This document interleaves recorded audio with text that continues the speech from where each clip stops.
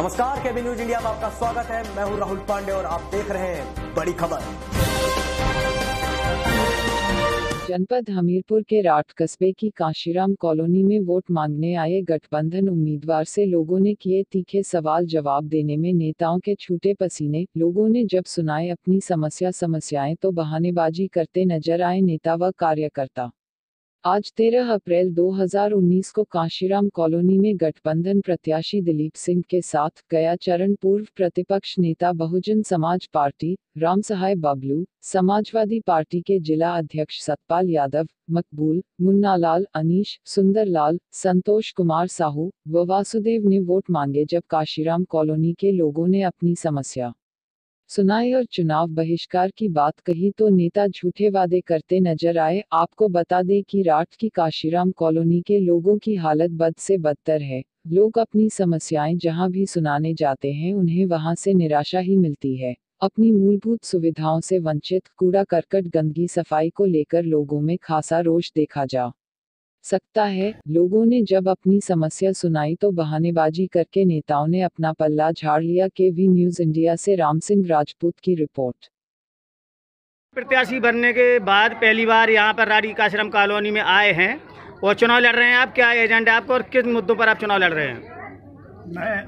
मेरा जो मुद्दा है किसानों का, जो मेरे जैसे मैं आज इस कॉलोनी में आया हूँ, मैं देख रहा हूँ कि यहाँ पे कितनी समस्याएं हैं।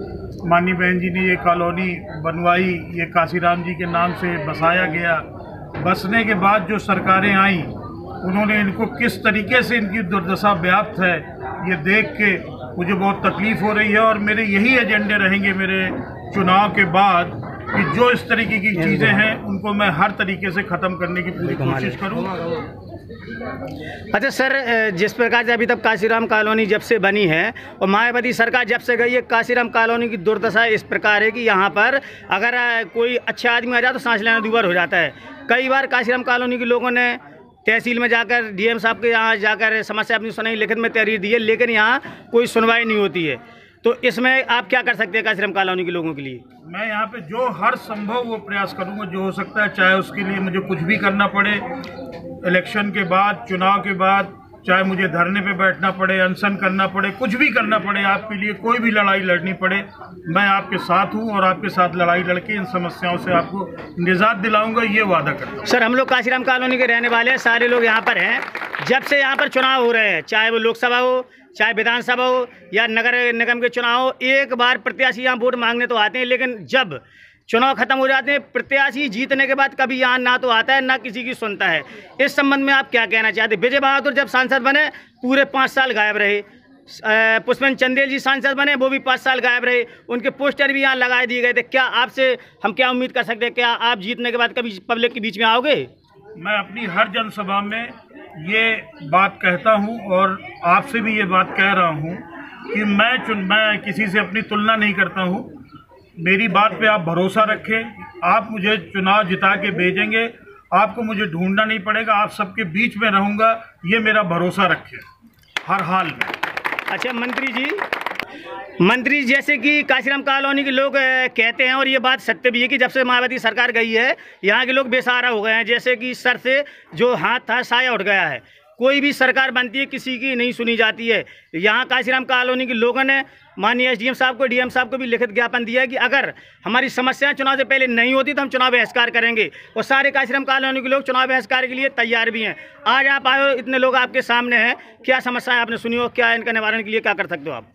मेरे साथियों, कोई भी सरकार चुनी जाती है वो जनता के कल्याण के लिए चुनी जाती है।